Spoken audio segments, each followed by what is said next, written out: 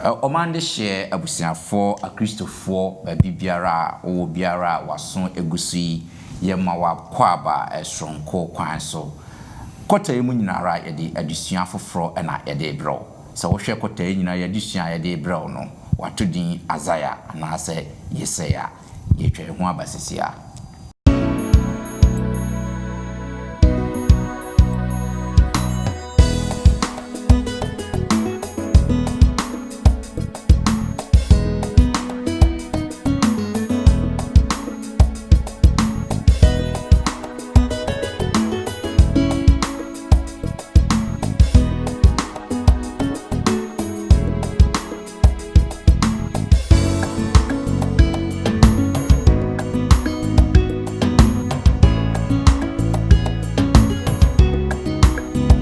na Azaya etro efa no na enenso ye de toto ho a ye benya adusua bi ewo mu ana se mo nso ye no or the normal I mensem efa Israel for ya ne ko edi ntro mu ho e na oye den okohwehwe onipa wafo adi na lesson or refer said the normal ye nyame anim no na it was rotten. Yebema mo akwa basronko kwan so na fe yesande enchia sonko enam yen agenkwapa Yesu Kristo so ede ama munyira yeda mo ase se last quarter yenemu eye adusua kama akristofo entete minim se sa adusua no yanyamu aba bebre sa kwata mu nso yede adusua foforo nimdie foforo bibia foforo na fe yesa ede ebro ohwe kwata mu nyinara yadusua yede ebro no wato ne din Azaya anase Yesaya nsem bebre ewosa adusua ni mu a yepese ye ne wo eche sa kwata mu enti sane wan yu hu amfree last quarter adusua no Sara na minim yi se sa kwata nso adusua no wonyi hu enfrimu miwo abegwafo sonko ewo hase a omoba beboa na fe yede sa adusua yi mu empensempense mu ede ebebremo na ansa na yede adusua yi ebebremo no muma yenkotie enyum enfree harmonies eho emra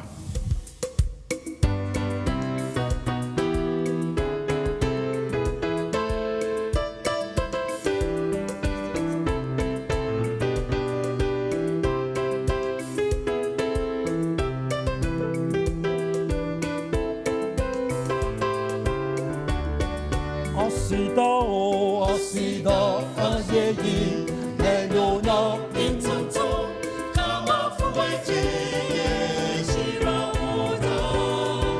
Ayeyi, finasi, kama fuweji, tuntum oda. Kamfu oda, asida, ayeyi, nenona, intanto, kama fuweji, shira oda.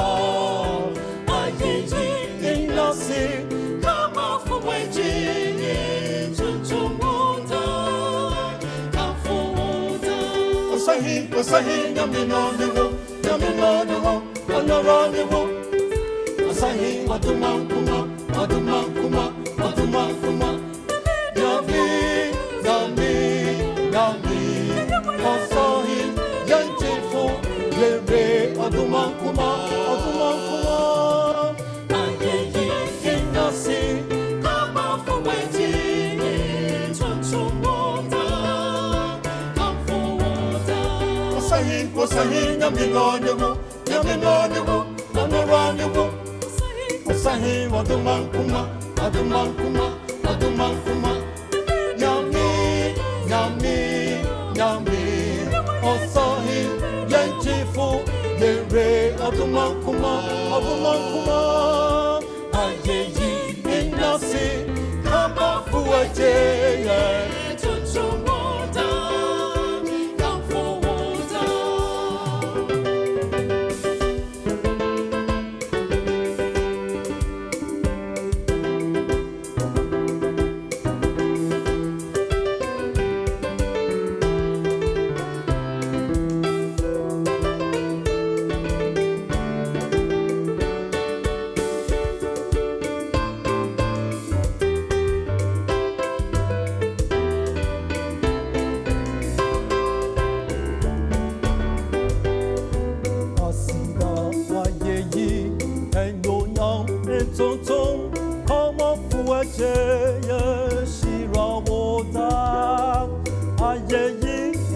nasi kama fuete ye tuntun woda kamfu woda nasida ayeyi endonya entuntun kama fuete ye shira woda ayeyi enasi kama fuete ye tuntun woda kamfu woda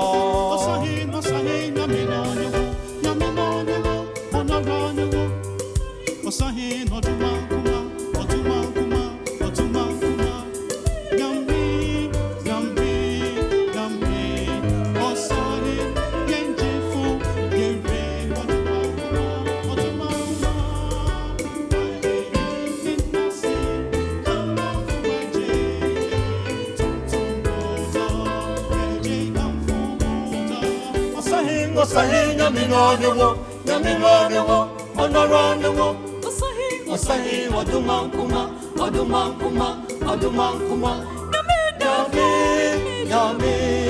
yami Osahi yantifu yere wadumankuma ayeyi enasi kama fuwete tutumboda kamfuboda Osahi yaminonyewo onoronyewo Osahi wadumankuma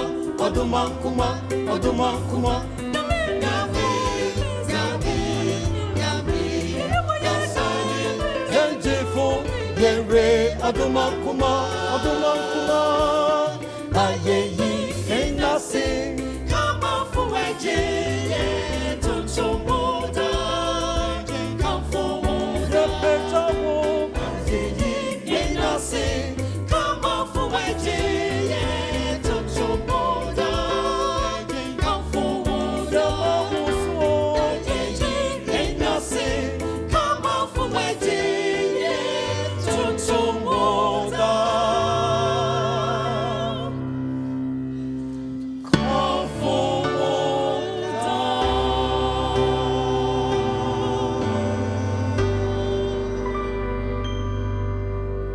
Yo yebeda London Ghana SDA Church enyumtufo kwa ye from Harmonies no ase wo nwunwehwema omudi adi yadusua yanimu amayen sene na me kano kwota yimu nyinara no ye hwe Azaya enwoma no na Azaya enwoma no eye enwoma bia wo ye Kristoni a say we are very familiar with Azaya enwoma no pa but at times no be bisa ho questions bebre enwoma no kra abreben na Azaya etroye na emreben na otroye na otro de koma na efa ehefo ho na afe na nyankopon ben ho asem na oka adusua ben na ebetimi asua free Azaya enwoma enmo de na Azaya etro efa ho no na enenso ye de toto ho a ye benya adusua bi ewo mu ana enniema bebre ewo Azaya enwoma no mu asa akota emu nyinara ye pese ye ne wo eche na mum sa na wotwi mu ye di adusua edi kan pa na ye de ebro so wo hwe adusua no atifi asem na ose crisis of identity anase nipa ban ye ehun ehaw me wa begafo wo ha se ya omoba beboa na fe ye de sa adusua yimu empensempense mu ede abramu me de mfsomfo Bismarck Mensa ene twedi ampon Nyankopon adomonti wasan aye adom wode nipa kukudam fo a omta beboa ma ye de adusua mu empensempense mu ede abramu enanso omwo menchen hase mehwe Mensa nifa Iswa Elder Hansen Asamoah ewo menchen hase Elder Hansen yamo akwaba Amen. Kwaba. Na fe me botra Elder Hansen na me call Mama Lucy Osu Dakwanso eneti mfimfin ehono Mama Lu yamo akwaba yeja great na fe me call manimu nso a me botra Mama Lu na me call Elder Dr. Collins Alex Alpha ena ono nso ewo ehonom no Elder yamo akwaba great meda masese ye fremu munyina mwaba se yemfa adisua yi enfamre ye adisua fonti busiafo babia wo biara no katawani na mema Elder Hansen entu adisua ne nso obadensa Adafo no mama ye mompaye ye ndimafo ye nchechirefo ye nyankopon a wodo ye nti ye twe ye ho kra wo frɛ ye nse ye mra na ye ne wo emedwen na ye mesua wo ho ade emfa mobra e wo wiase mu ye da wase e wo kwanya foforo a wo de ama ye de sua ye hya wo nsa wo ma ye de animu ene wo ma eti wo wiase afa na nyina de bia koma na dwen ne susu ye nyina hya wo nsa adumra ne yesro ne se beka ye ho na be kyerɛkyerɛ yen a ye de animu kyerɛ yen na kasafa yen so na ne wotie nso onya bi emfantrase wo boni wiase mu bisa ye bisa e wo ya Agyenkwa Yesu Kristo din mu nti amen. Great. Ya fra Yesu ama wabetra ye ntamu dia ene na ye betimi ade yeti anu ye dusua no mu ose nipa ban ye eho ehaw anase crisis of identity yenka bosam no ye befa enka bosam no afri Isaiah chapter 1 verse 18. Isaiah chapter 1 verse 18. Mama Lu say why ya krada yentie yenka bosam no Isaiah 3 ba konjichemu du ngotwe pamcho yentie nyame asem momra ma yemfa adwene Awurade na wose samobone te se kojan a ebehoa ese anwura se ebre se moja ebeye fita se akadu. Amen. Amen. Great. I was for say ye ko yanim no sa akenkan sem yi ebebam na fe ya kan wasa so wo hwe adusua ni animu nsem na wo ye mfato ho bi a ye anika pa se odwan ana se nantwie wo gya wo mu na wo kodidi a na owura na nka ho krampo na emre so se wo mu kwa obia bi hu ni wura na fe wakọ ni wura bomba bia na se babia wura pata won akọ akọhye ho sa na abofra nso a obegya no shopping mall na se ne maame ebe free no honom no obechinchin maame fo bebre wo ho na so obetimi identify se me maame ni na wakọ na nchen na so edurumpa pempenso bi no na Israel for na ayrohosam ne se wonyankopon na wodi omusi wo no na wonwere afino wapo onyankopon enti sa wo hwe Isaiah engoma na Isaiah 1 verse 1 2 and 3 na onyankopon eka asem mi se ma memma manyemu na mama moso enso wabɔ me soko odwan enim na didibia na afumu nso nim ni wura didida naka na nso memma Israel for de onim me so onyankopon ka sa asem we ono ka asem ne se adusua yi ye behwe sa identity no anase nipa suna Israel for ehwere na fi onyankopon pe a obesa pese obesa atwe Israel for e dia bebata no na ya hwede yenso ye betimi asua ewo mu. First of all, ye be di kan hwe bone ana eba Israel ni sunsanso na fi ya hwe de kodie ntia ehun be hia se yebesua adusua sonko sei afri emu enti eye ni kan hwe Isaiah chapter 1 verse 1 to 9 no na miwia mama Elder Hansen akasa ho. Isaiah 3 ba konjichemu ba kon ekopem enkron muma yentie nyame asem Amos ba Isaiah anisuade huna ohun no Yuda ene Jerusalem ho Yuda ahemfo Isaiah Yotam Ahaz ene Hezekia enanumu osuru muntie asase yaso na Awurade ekasa mayemma ama wanyini na mama wonso na won de wabɔ me soko na ntwie nim ni wura na funumu nim ni wura adidi daka na Israel de onim memman eni entiase oman ne bonyefo oman a won asodie eye duro amumuyefo asefo ema a wapro wayen wagya Awurade wabu Israel kronkron ni no animtia wasan won achi adenti na mommoara samorekoso ara ate atwea yi etiremu no nyina yare na akomamu no nyina ahodwo efiri nan ase ekosi atifi emudie biara eni ho eprekro no eprekro ene ensoasoaye ene ekro a eritu moja womiaye na wonkyekireye ena wonfa enwo enwodwoye mo man mu adi empai mo nkro wode eja ahye mu anim pen na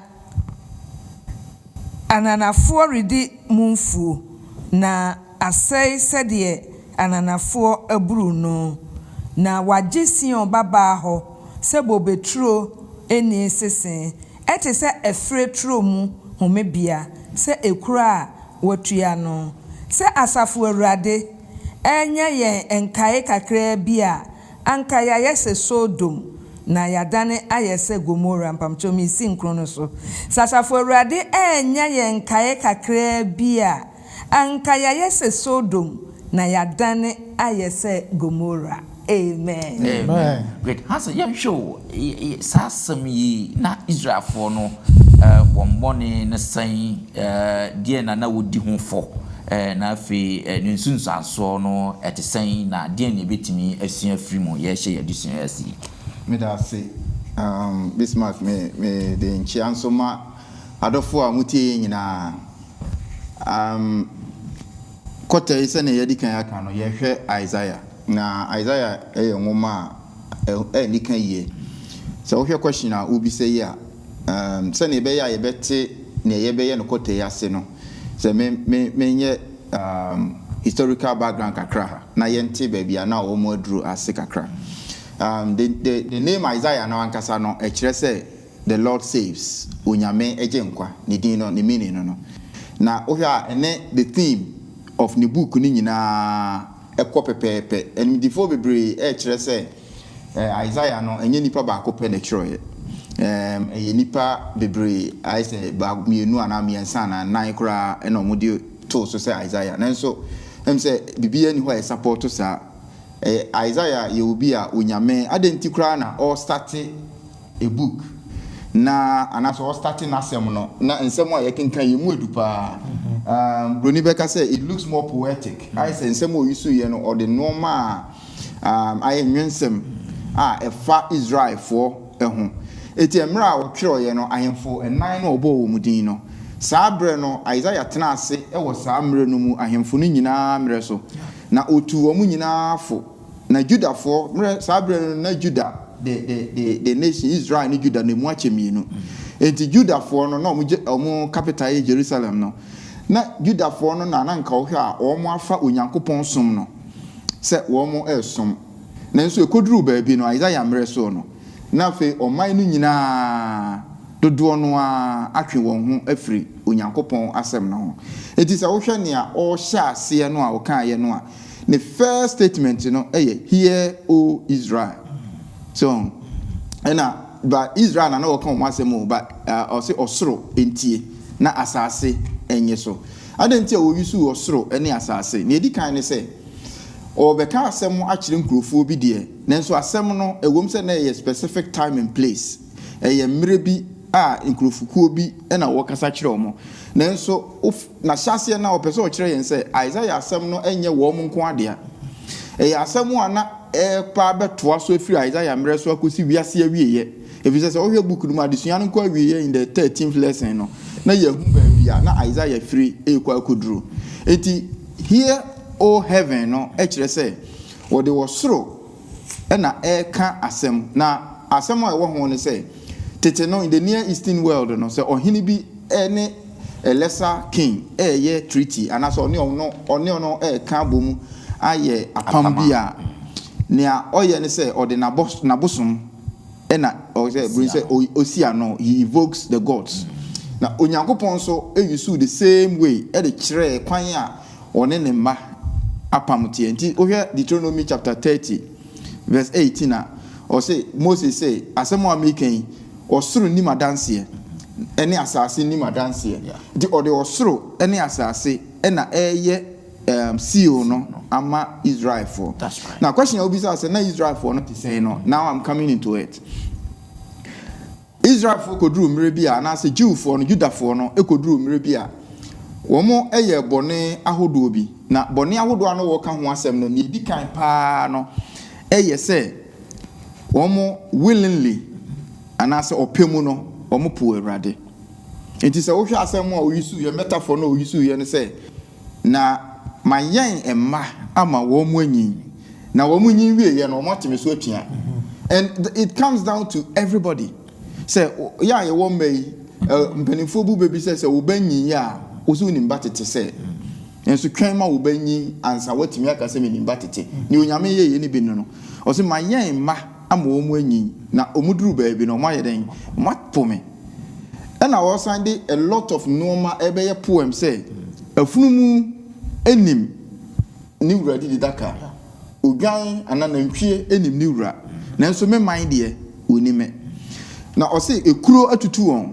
nti ni nyina ye metaphors ekuro so ekuro tu obi a ekire sen sabi ekuro ba eya o say esen ka ye mia nanso o say wo mo amfa nsuhie anansuo ammia amfa enwo andress so the no person kire say although they knew say omo aye bone afiri nyame nchen no suma bi a mesuma onipa say yemra wo nchen no na omo nyedan omo ntie nti they know say ekuro tu omo they know say ne omo wo mu e de ohawo ba na so they don't want to dress it nti ne me de obi ade ba bia no omo mpe na anije sem e wo ho throughout the book of Isaiah because ni din no kra kire say God saves no and kire say onyame although say nipa ye bone atia no onyame ma invitation bi ana ede pa invitation no ede na invitation no ye beduru ho enka we no ho bat verse 9 no and wo kan asem bi a ede o se senka nyankopon enya nkaye kakra bi wo ho a if God had not left a remnant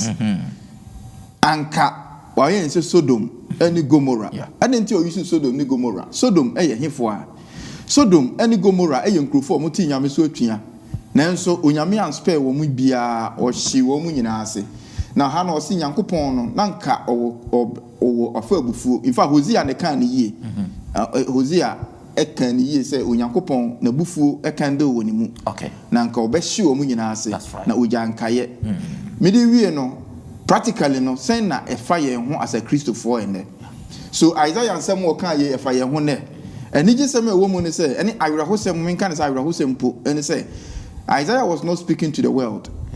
If you are say for now, wakaza chire him for a Christopher in essence Jew for. Inti nyame asafo no na no wakaza chire omo. Sa boni nyina no. Yan so ayafre ho a Christopher ye akwanhwefo ye ayewo ho yi. Isaiah nsemu bebre wo ho. Omo boni ne say one willingly going against God. Two amumuyo boni ankasa say onimu se we ye papa ba onye but obe mia no yonko. That's right. A Christopher sorry no ye bi.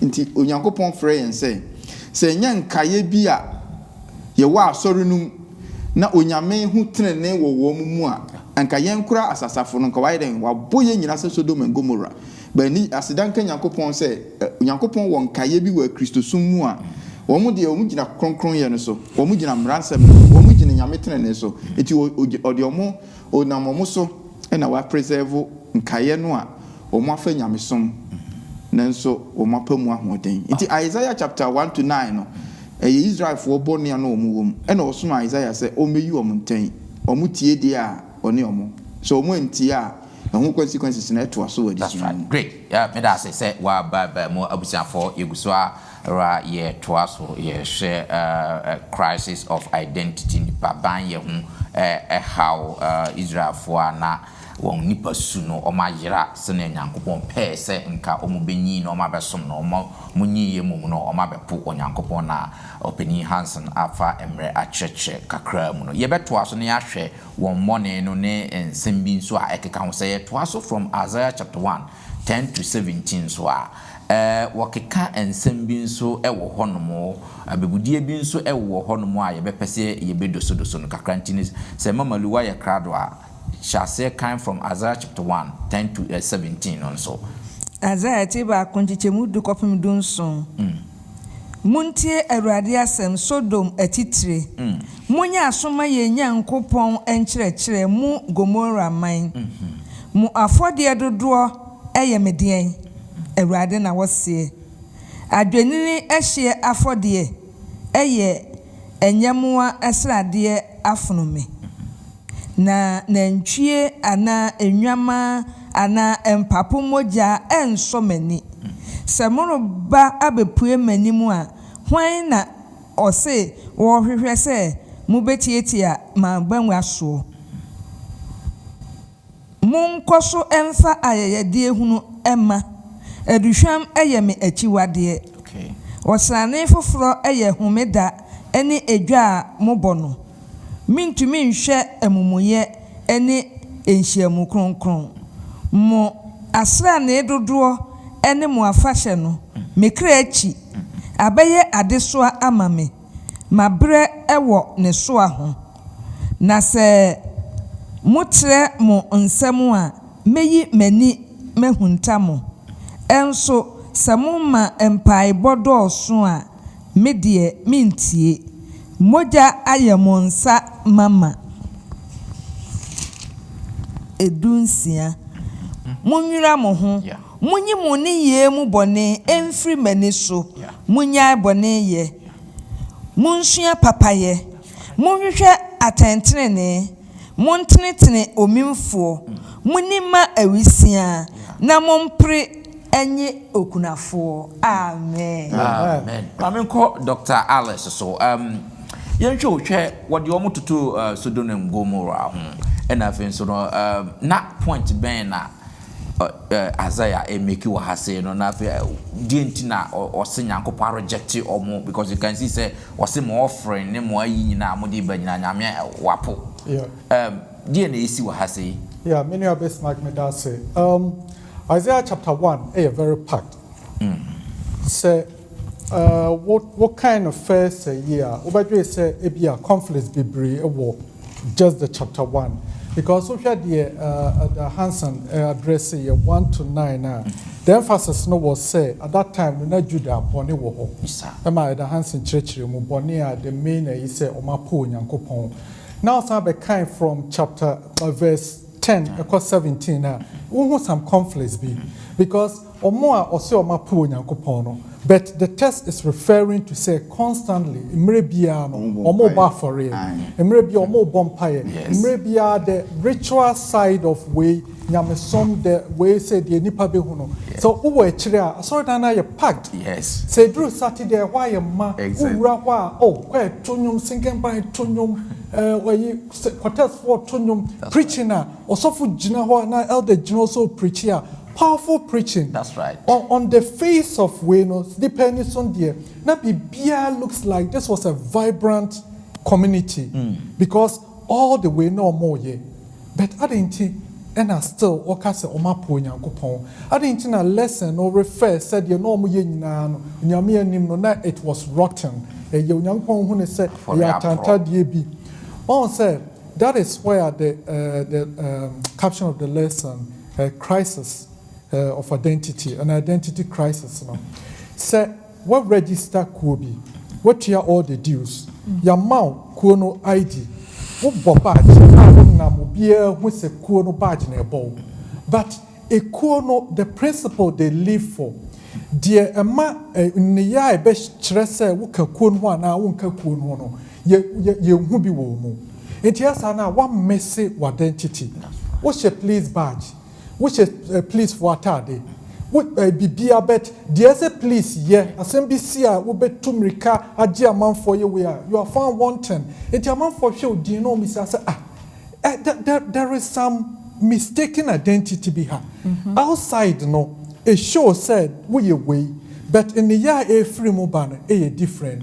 Bible say upon all these rituals now no more and other rituals no was men say we yes our ritual no they trust say dear or institute to ritual no what you need now wo yet to show your connection to now so dear or institute to and somehow person you know when they are different omo ko yes for bo we nyina bia nipa omo ne omo te no na omo time nipa no or say the same hand na e dia for real back about for real altar no the same hand no moja yema fi so wie ya na onini nua okum ni nua and I think so nyame so no or ye he's a powerful God and at every time biano or my lesson is appropriate for the dispensation and answer the context of Isaiah There's also a political front now. At the time, a train now or might be a friend of Syria, and dominating world. No, might be CG. We say Israel. I say or more can Israel so. Until from outside, now Israel was being pressed by foreign force or more pressing or more. And inside, so Bonin so air pressing or more. Until this was the state. Judah, finding himself. And you hear when I say, comfort my people. Yes. Now, so the to an emremu state you won't be say COVID-19. Nobody knows the ABC. We thought say vaccine about we are just about here from a new variant about. Say Oshakra technically, what England have we been bossing. Say your neighbors say what Europe now pokra embassy beko. To London. We are not even allowed to travel away from London echo way. And when you hear be breabum, you rather say so shemua or share or tunanisha sorry no more. Almost that the church is vibrant. And young to a coso preaching coso, be a coso. But say yama preaching outward rituals no.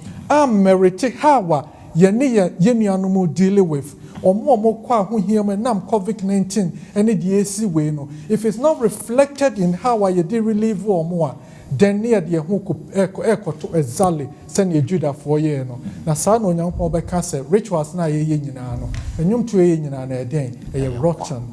The Yankopon empire say bisisa.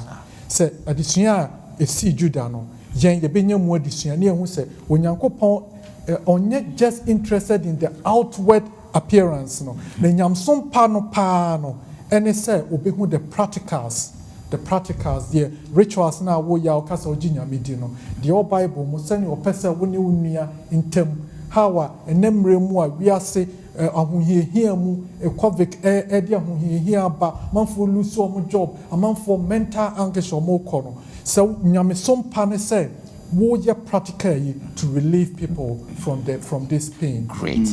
Me da se pa am say what take womre acheche mu pa ye me da se ne wa cheche mu de I think say agidi for emu aye clear ye beko ye nimu na mama Lu abamwa mama Lu say wo kenkan ye friend say no say ye hu se ne Hansen my background no na Dr. Allison so ediwe ne source no hwade anyankopon ka de source ewo Isaiah chapter 1:18 no eye yenka abosem no mumra mayenie awurade na wose se mubone te se damrama a ebe wa se sikrema se ebrese nkrawo a ebe ye se odwan nwi sasem yi na fe de na nyankopon ka kire Judafo yi eno kwasem wo hwe se de adesua no mfiti ase no wo si de ba ye na kenkan sme kenkan ye se wa ye nipa ama wo mo nyini wo mo abone soko wo mo atene so atua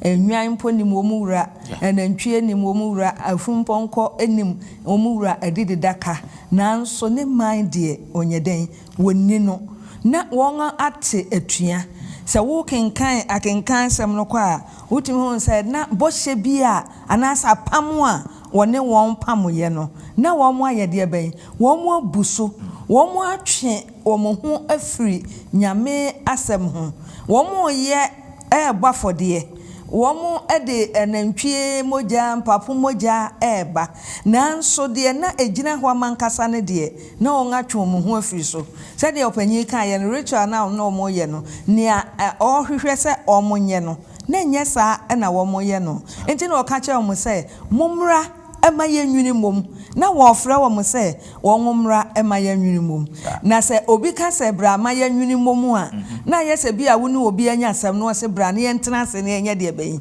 ye nsiesie enti se ofra wo mo se momra ma ye nwini mom no na che se anidaso ye de ben e wo ho ma wo mo efi se wo bi asabe ye bu nukunfo a wo san dua no so ana se ye kwa akoko no adwensa kire bia ni wo ema ne biem sumu enti menu adofonom se de Isaiah ngoma no de maye no yafom ye kwa chirichiri we nso kra yetimi de ko edin trom emre nipa efom ye no enyo no ne ko hwehwe nyame ne ko edin trom ho ena oye den okohwehwe onipa a wafom no enti say wo se ye mra mieni eni daso ɛwɔ hɔ ma yɛn enti sɛ yɛsan efiri yɛ akwa amone ho a wayɛ krado ɛsɛ wɔbɛgye yɛn na wohwɛ sɛ wɔse sɛ yɛbɔ ne ti sɛ mogya adɛnti na wɔde emogya egyina hɔ ama yɛn bɔne no emoja eye ade a yebu ne fo eye kokko enti saa na bone nso tie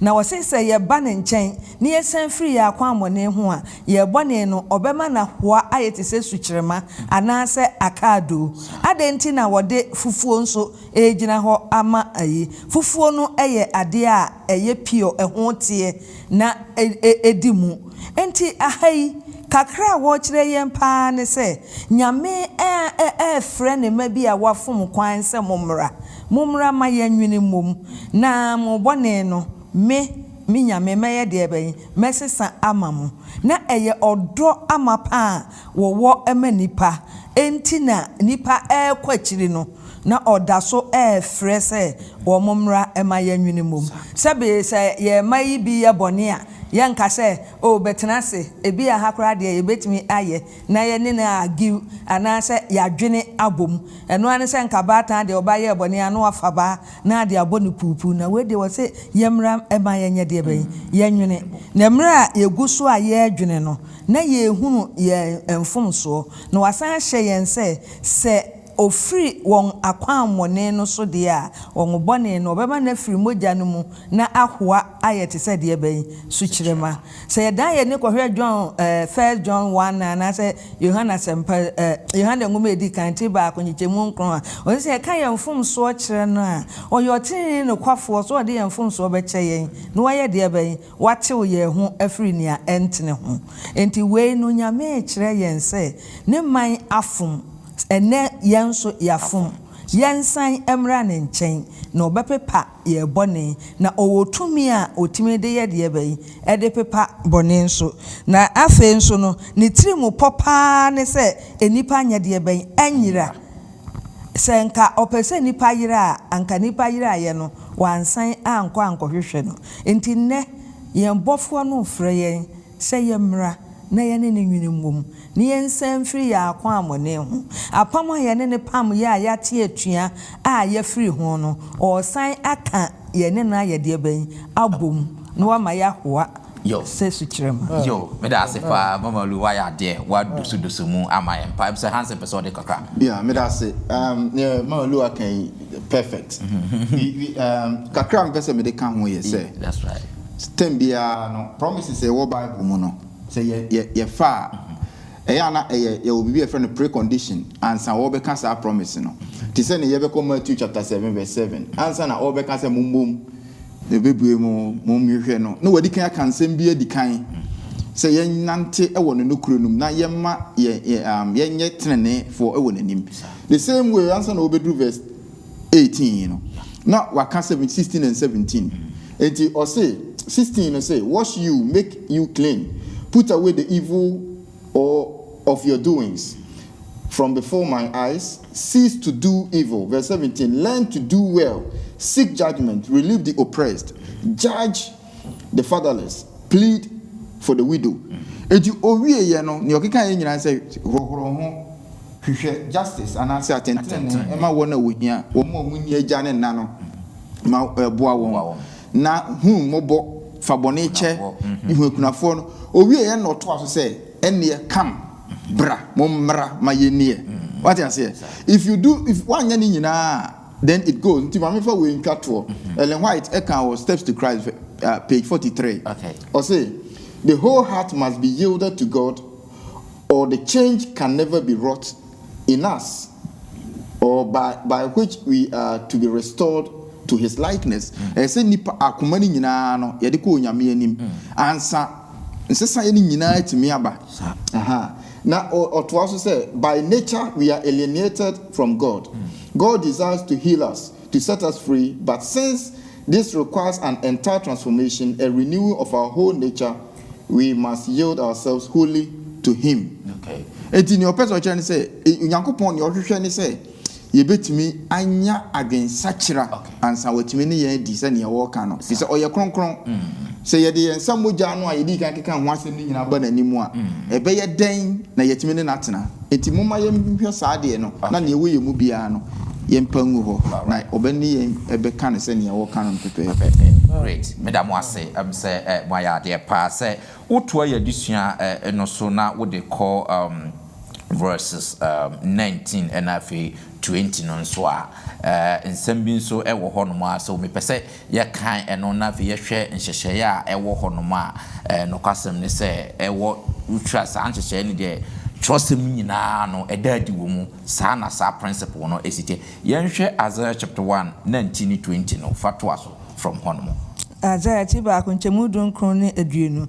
Samu pena mutia, mubedi asase so nepa. That's right. Na samu ampene na muti atua afna ebese mu na Awurade ano na aka. Amen. Amen. Great. So yeah, per se share in share ben and I say sa principle we no etisɛn throughout Bible no send you who asemi.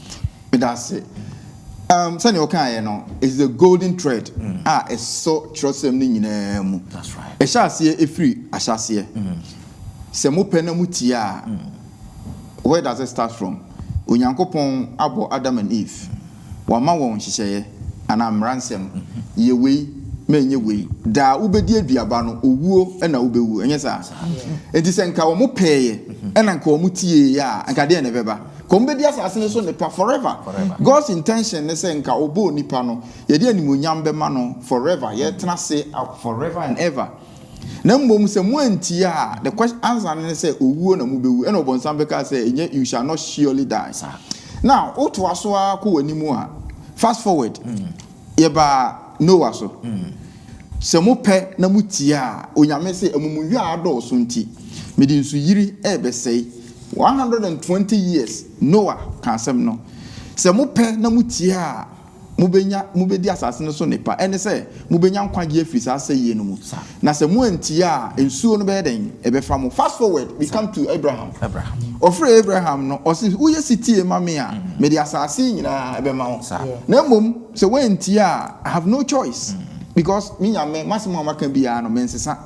And Abraham listened into ba Hebrew form no mu a o se na Abraham agidi na wobu no tena na ma no eno nti obeye no agidifo nyina agya Abraham tie o fast forward na wo ba Israel fo epen so a all true no o ka kire wo mo Israel Judah se mo pe na mutie a Eda Collins kire mu say na Judah for are besieged by surrounding nations politically enti Assyria for na be twa wo ho ahia wo mo pe wo mo afa Israel for na bo hu within no so anka omo betie nyame asem na nka omo ni nyame eya apam na omo ne natena no so omo so hwe ne okeka wa Isaiah chapter 1 ni nyina no this is what they are doing and wo ka kire omo say ne ameka ye makdikan aka wo verse 18 ho say momra na yeni eduru ba bi no wo to nsa afro omo o se mo ba na o se yedi se mo bone ne te sen kura mema na hoa na mbom owie ya no na o se mo pe ne ameka ye na mutie a o fast forward there Yesu nso beka bi o say asem a make a kire mu yi eti se ogufuo bi a ogu aba na ebi kogu nkwanche ebi kogu nkasai so na ne ne de so aba no eye ne egu akoma pamu o ye den otie ye na ode ye adwuma o ne so aba no o fast forward to Revelation asem o kan ye e wo Bible ni nyina wie ye no o say ne o wason no ontie ne honhom no aka kira asafo. So you can see say obi say how does this principle go through the scripture no if we Adam so you could see the end say ne o wason no nti say Yakobon a kire ya normal mienu. First of all ne say God is just ne justice no ene ne love ene ne do no emingo afra so bone o ma bone nko unpunished na mbom esa punishment ne san say yentime nyinti no or the punishment no eto ne ba no so ma ne beje mai na mbom say wanti a sunsun san so beba and at the second point e wo mu ne say to nyame nhye obi a ma ne ntie no sa eno nti na wo de say wo pe na wuti a nka Yakobon ka asem no wo power bi a say obefo so say asem ama kan tie but Yakobon say wo pe if you wish if you will this say wo pe na wutie dia ubedi asase no so no pa ye de ba ye bre mu a bia sometimes no asase so no ne pa no people translate say wutie nyame asem a ubedi ye asase so but Israel for ma ye bre mfi say you was talking to a Jewish nation at a particular time. So Sasa Senaso or Muwasono, and so Nepa and I know what can once and say, oh, ma. And an afo emekumomo. But yen the idea. It could be so ubeti yamiasem, but in the panel we can assassin sweetie. E be a winya, but as even walk on once. Isaiah no say, na me ye or so fofro. Any assassin fofro. It is a ye pe, na say ye tia. Sa assassin fofro no. The son ne pano, ye bedi. Empono, it doesn't go away from us, say, assassin we so cry ne pano. Ye yes, tia menya mea. You know testimony say you city menya and the pani bebre wo a onsaka say mpo wanya ne say ne wo pe no no a osoro de ne de open out a bedi assassin so nepa, and that is God's the when tie so a the opposite is always true. Great. Meda wase pa agidi for ye de suane beba na wiere but answer na no yen share. There's one parable being so a ewo Isaiah chapter 5 1 to 7 fat parable bia nikapa mama lu akana mama doc akasa hona fe de adusua no aba na wiye kan Isaiah chapter 5 1 to 7 no inti abasam na ewo ho no Isaiah tinum chichemu ba akokofim enson muma yentie nyame asem ma mento me dofo ho nwom me dofo nwom a efa bobotire ho me dofo wo bobetro bi asase bere kuku bi so na ofuntum mu tutu mu abo na otete mu bobepa na oto abantintin si mu na otumu ensachi amnanso na otwense ebeso bobe aba ena eso abuntwire na afei mu a motete Jerusalem ne Juda marima mesremo me ene me bobetro entem aten edien na anka esese me ye me bobetro bieu a menyeye edien ti ena me twen se ebeso bobe aba na aso abuntwire yi na afei mrema muohunu de me beye me bobetro no meyi eho ban na emuadi mebubu ne fasuo na watietia so. Amen. Amen. Mfa wo kan kura na me bufu. Ongu se ne mama dog nkasa wasa parable we know. How do we again dear pana or person or chere wa hase na se ne be link to the book of Isaiah a powerful book. Isaiah very interesting. Odofo we tie ye. The message be brave say. Kote enyu hum free Isaiah addition yesuem. Yes. So kind Isaiah 5 1 to 7. Yes. This is one of the beautiful parables our Bible mu. That's right. Imagine say so we started can say ma men to nyom kire me dofo a. One how about doing say e bia ne dofo bia omo ye sitiema no. You will not believe say sa ne dofo a okay. Sa ne dofo na o kan ho asem e wo chapter 1. Oma ye asodien waka the same people. Now the more me kind Isaiah chapter 5 ma me hu onyankopon do omayema omaye. Exactly. O say emrampo kra ya adeboyefo no onyankopon frɛ say the dofo. Now hwe verse 4 na o say edin na manye ama bobetro. Just say dear so ye bia obetima ye asevu a shape ye no onyankopon se waye to the extent say onu ankasa ne bampo de ne krato ho ageye na o se bobetro no waye no kama na wadodo ho nyina o niema ebe ye we se be press no e mantimu nyina wayi ni nyina afiri ho na so kan verse 7 na when verse 7 on a chair say bobetro na o kan e Juda na o kan wasem na o kan asem bi wo ha o say he look for justice o ye bobetro ya o spending the time na say bibia be ha the growth no obe yi ni nyina afiri ho no dear radical he say he looked at the vineyard and he looked for justice but but behold oppression. Yes. He looked for righteousness but behold a cry for help. That's right. Odofo the onyankopon ka kire e wo lesson ye dikan ne say onyankopon say ye no in the context of enemre mu a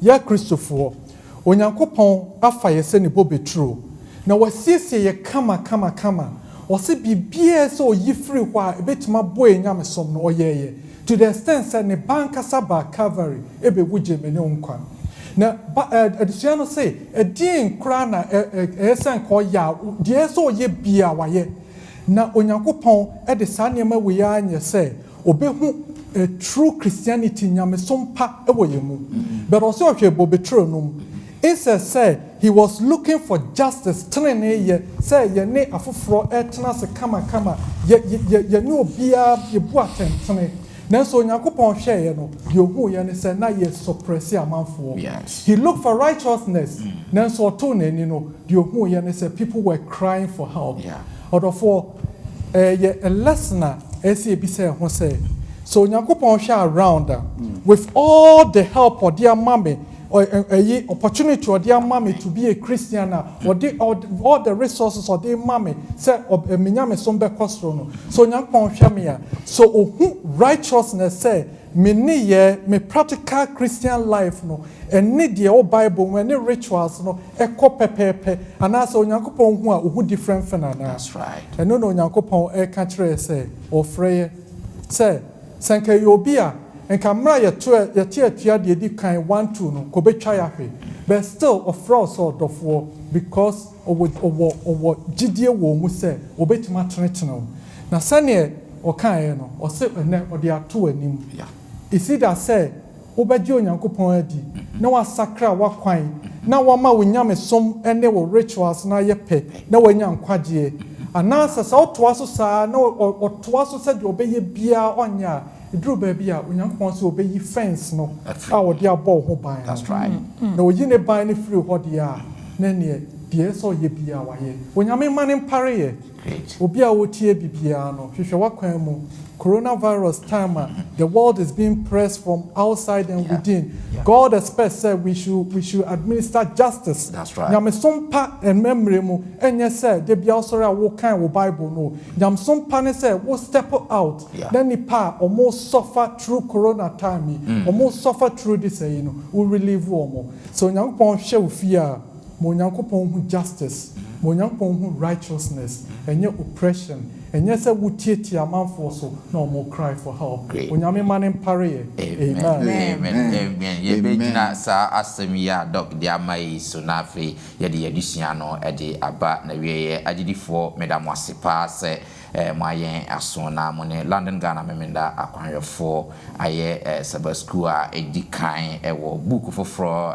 Isaiah ngoma ye babesua ho ase the whole of this quarter ni edikan na ye de abrow ne ahwe ye hu Israel for bonia na omuboni nyina chino na afi omukwaso ndan mu ekobo afode nyankopon ka chom se da bi mafode na amobo no mani enje ho sanse mutietia nkrofo fa hu die so mon na afi nyame a oyo odo no se mutie na mo jade mo ye na se me bone na te sede nkrompo na betimi aworo mo ama na ye se sitrema in fact additional de pa feni ashase ni so pese o ti asem na se pa ya shase yi de biara ye de afidie no anase ye de ye additional be to YouTube anase Facebook a no click adoma no so o subscribe na fi so click adoma no so de bia be to wa na wonsa ka memmese da tra na ne wonye sa addition yi enko na addition nko na wie na wasua enema bebre onyankopon enhira mo babia mo biara ma yenkate ene na mama lu enhira addition no so emai na ne nyame ye do ase yeyi wa ye kamfo ye ma udin so ye onyame nwanwani onipa yira ye wo kohwehwe no na wuguso atie mu frɛ yen ese ye mra na ye no nwini mmom na ye bone no aye kokko te se enkra wo mpa obira ifita ase suchirema asedan kan udin sa pam aye no udi kan pam ye na ye pu ye no wasan ne ye pam no foforo na wo san ma ye boni fafiri na wo twe yen de yen abata won chen asedan kan udin ese wo do yen emponi a ye ntimi nye no twedu ampon wo be ye ma ye wo ma wo do bakro no ebewu wo se nua no so ye da wase eda wase a ensada na yesre wo ne se boa yen na mra yesuan yemfa mo ye ho bra ne yenka bi nso nkira foforo na ye tiefo nso emfa bi mo wo ntema no yeda wase se watie yen e wo Yesu Kristo dim amen.